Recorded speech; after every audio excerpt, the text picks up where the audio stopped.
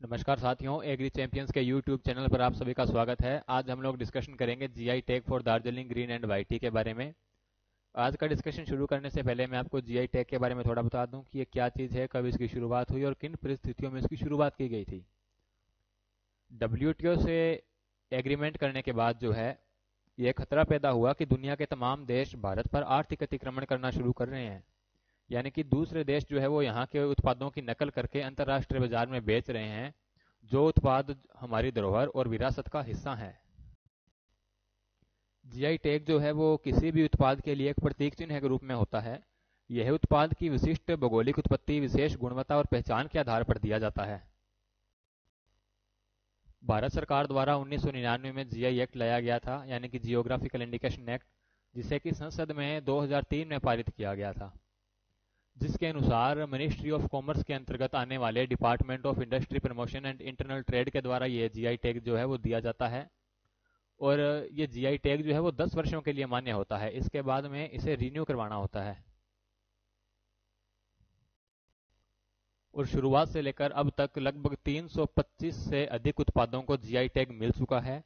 और GI tag के लिए कोई व्यक्ति विशेष या उत्पादक संघ अप्लाई नहीं कर सकते। केवल सोसाइटीज, कोऑपरेटिव बॉडीज, ऑर्गेनाइजेशंस और एफपीओज ही जो है वो जीआई टैग के लिए अप्लाई कर सकते हैं। अभी हम लोग देखेंगे दार्जिलिंग की ग्रीन और वाइट टी को जो जीआई टैग मिला है उसके बारे में। पश्चिम बंगाल सरकार द्वारा दार्जिलिंग की ग्रीन और वाइट टी को भौगोलिक संकेतक यानी जीआई उत्पादों के रूप में पंजीकृत किया गया है।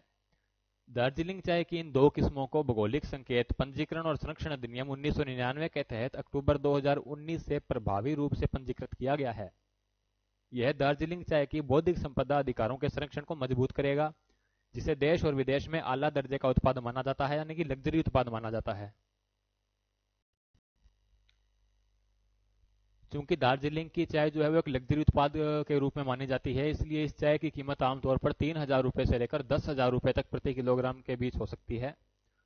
दार्जिलिंग टी एसोसिएशन ने कहा कि उसके पहाड़ी क्षेत्र की ग्रीन और वाइट टी को भौगोलिक संकेत या जीआई टैग के रूप में पंजीकृत किया गया है। इसका अर्थ है कि घरेलू बाजार में दार्जिलिंग के रूप में बेचे जाने वाली कोई भी चाय बिना जीआई टैग के प्रमाणिक नहीं मानी जाएगी। दार्जिलिंग की काली चाय जो है वो पहले से ही जीआई टैग के रूप में पंजीकृत है। और अभी घरेलू बाजार में दार्जिलिंग की सफेद और हरे रंग की चाय की मांग भी काफी तेजी से बढ़ रही है। इसलिए